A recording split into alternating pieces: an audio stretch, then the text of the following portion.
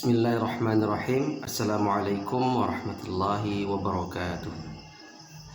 Alhamdulillah wassalatu wassalamu ala rasulillah wa ala alihi wa sahbihi wa man tabi'ahu ila yaumil qiyamah wa la hawla wa la quwwata illa billah. Insyaallah pada hari ini kita akan masuk ke materi baru, yaitu Quran Surat Al-Hujurat ayat 10 sampai 11. Judul dari ayat ini yaitu bahwa orang beriman itu bersaudara. Orang beriman itu bersaudara. Nah, jadi karena orang beriman itu bersaudara, ada ciri-ciri bagaimana orang beriman itu dikatakan bersaudara. Sebenarnya pembahasan pada ayat ini sampai ke ayat 13. Cuma kita akan fokuskan dulu di ayat 10 sampai ayat 11. Allah Subhanahu wa taala berfirman, A'udzubillahi minasyaitonirrajim. Bismillahirrahmanirrahim. Innamal mu'minuna ikhwah fa aslihu baina akhawaykum wattaqullaha la'allakum turhamun.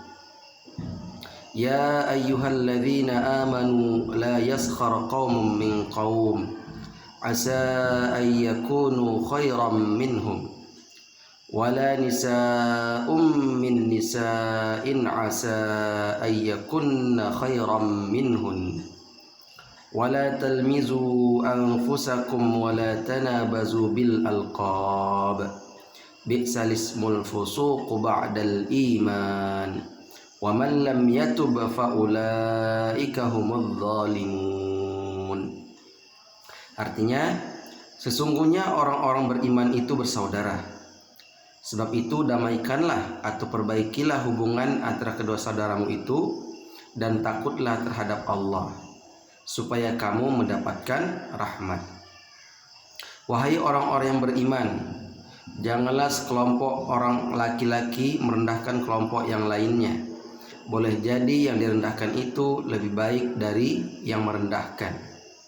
Dan jangan pula sekumpulan perempuan merendahkan kumpulan lainnya. Boleh jadi perempuan yang direndahkan itu lebih baik daripada yang merendahkan. Dan janganlah suka mencela dirimu sendiri, dan jangan memanggil dengan gelaran yang mengandung ejekan. Seburuk-buruk panggilan adalah panggilan yang buruk sesudah iman. Dan barang siapa yang tidak bertobat, maka mereka itulah orang-orang yang zalim. Nah, penjelasan ayat ini, ya, Allah Subhanahu wa taala mengibaratkan bahwasanya hubungan persaudaraan antar sesama orang beriman itu melebihi persaudaraan karena nasab atau karena darah. Kenapa Allah Subhanahu wa taala mengatakan ikhwah di situ? Yang mana ikhwah ini maksudnya, ya, adalah saudara kandung. Tapi Allah Subhanahu wa taala justru, ya, ingin mengatakan kepada kita sebagai orang-orang beriman, sebagai hambanya, bahwasanya orang beriman itu bersaudara, yang mana persaudaraan tersebut melebihi persaudaraan dikarenakan darah daging atau nasab. Maka di antara kewajiban seorang saudara adalah saling mendamaikan ketika ada saudaranya yang saling bertengkar. Maka jadikanlah landasan dalam persaudaraan itu adalah ketakwaan kepada Allah Subhanahu wa taala, agar kita semuanya mendapatkan rahmat dari Allah Subhanahu wa taala. Orang beriman itu saling menguatkan. Dia ibarat sebuah bangunan yang kokoh, saling merasakan, saling peduli, saling memahami. Makanya ketakwaan itulah adalah kunci dari persaudaraan, sehingga persaudaraan tersebut menjadi abadi sampai ke akhirat. Karena kelak di akhirat, ya, ada dua orang yang dulunya di dunia bersaudara, bersahabat, akrab, tapi ternyata bermusuhan. Nah, sebab itu jangan pernah kita menjadikan persaudaraan itu landasannya karena kepentingan, karena keberuntungan sesaat. Maka pada hari kiamat nanti ya, ada dua pemuda yang mana mereka saling mencintai karena Allah, bertemu karena Allah, berpisah pun karena Allah. Maka mereka ini, golongan ini adalah salah satu golongan dari 7 golongan yang Allah berikan naungan kelak di hari kiamat.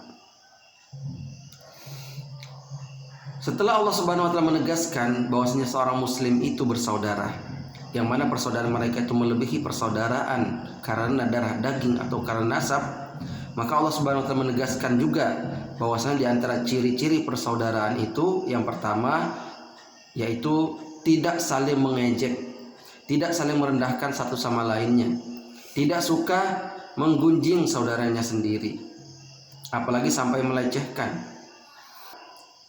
Allah Subhanahu wa taala juga memberikan peringatan kepada kita sebagai hambanya, jangan sekali-kali kita melecehkan saudara kita, karena bisa jadi orang yang dilecehkan itu lebih baik daripada orang yang melecehkan.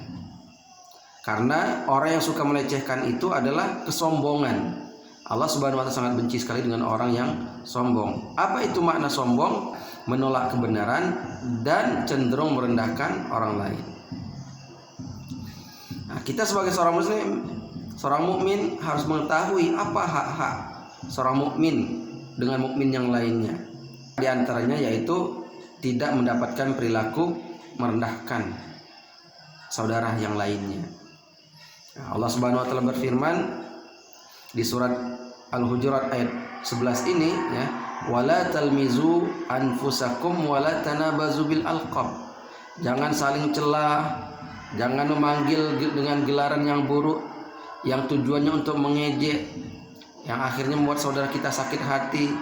Nah, karena kita ini ya seorang muslim, seorang mukmin itu bersaudara, maka diantaranya larangan diberikan oleh Allah Subhanahu wa taala untuk tidak saling ejek, tidak saling memanggil dengan gelaran yang buruk.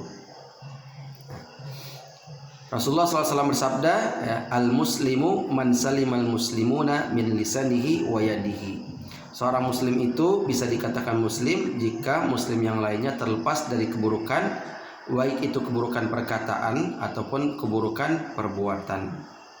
Nah, di sini ya Allah Subhanahu wa taala ya menegaskan di ayat selanjutnya ya di ayat 12 ya tentang larangan bersuudzon dengan saudara kita. Tapi insyaallah nanti kita akan bahas di pertemuan berikutnya. Wallahu a'lam bishawab. Aqulu qauli hadza wa astaghfirullah li wa lakum wa lisa'il muslimin wal muslimat fastaghfiruhu innahu wal ghafurur rahim. Wassalamu alaikum warahmatullahi wabarakatuh.